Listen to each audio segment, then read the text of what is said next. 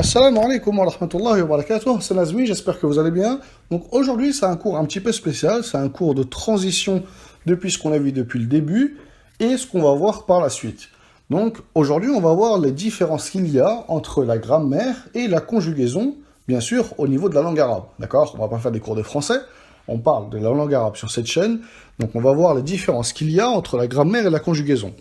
Premièrement, la grammaire, c'est une science qui est longue, d'accord? C'est une science qui est longue. Il y a beaucoup de chapitres, beaucoup de choses à étudier, contrairement à la conjugaison. La conjugaison, c'est quelque chose qui est court.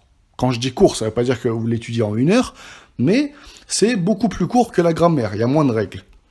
Deuxièmement, la grammaire, malgré que ces règles, il y en a beaucoup et que l'étude de la grammaire, elle est longue, les règles de grammaire sont généralement, elles sont simples. D'accord? Généralement, elles sont simples à comprendre et simples à appliquer. Alors que la conjugaison, malgré que c'est court à étudier, chaque leçon est relativement compliquée. D'accord? L'étude de la conjugaison, c'est plus compliqué que l'étude de la grammaire. Troisièmement, à quoi sert l'étude de la grammaire? L'étude de la grammaire sert seulement à déterminer la voyelle que l'on va mettre sur la dernière lettre d'un mot. C'est-à-dire, toutes les règles que vous allez étudier, Inch'Allah, dans la grammaire arabe, servira seulement à déterminer est-ce que vous mettrez une damma, une fatha ou bien une kasra à la fin d'un mot. Tout simplement, ça sert seulement à ça. Et quel est l'intérêt de ceci? Donc c'est deux choses.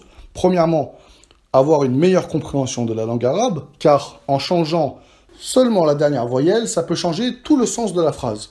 Et deuxièmement, ça sert également à corriger sa langue, c'est-à-dire ne pas faire de faute lorsque vous parlez, d'accord? Exprimer réellement ce que vous voulez exprimer. Donc ça, c'est à quoi sert l'étude de la grammaire. La conjugaison, à quoi ça sert? Ça sert à comprendre pourquoi le mot est construit de cette manière, c'est-à-dire kitab. Pourquoi il y a un med après le t? Katib.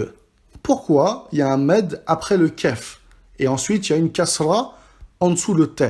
D'accord? Ça sert à comprendre pourquoi le mot, il est construit de cette manière.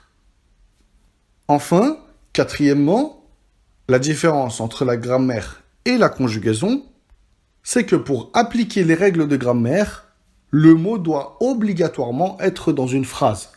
Alors que, pour appliquer les règles de conjugaison, ceci n'est pas obligé. On peut étudier un mot tout simplement comme ça, tout seul. Alors que pour étudier un mot grammaticalement parlant, il faut qu'il soit dans une phrase. D'accord? Il faut qu'il soit dans une phrase. Donc voilà un bref résumé des différences entre la grammaire et la conjugaison. L'étude de ces deux sciences est indispensable pour une bonne compréhension de la langue arabe. Donc voilà pour le cours d'aujourd'hui. Et je vous dis à très vite, Inch'Allah, pour notre première leçon de conjugaison.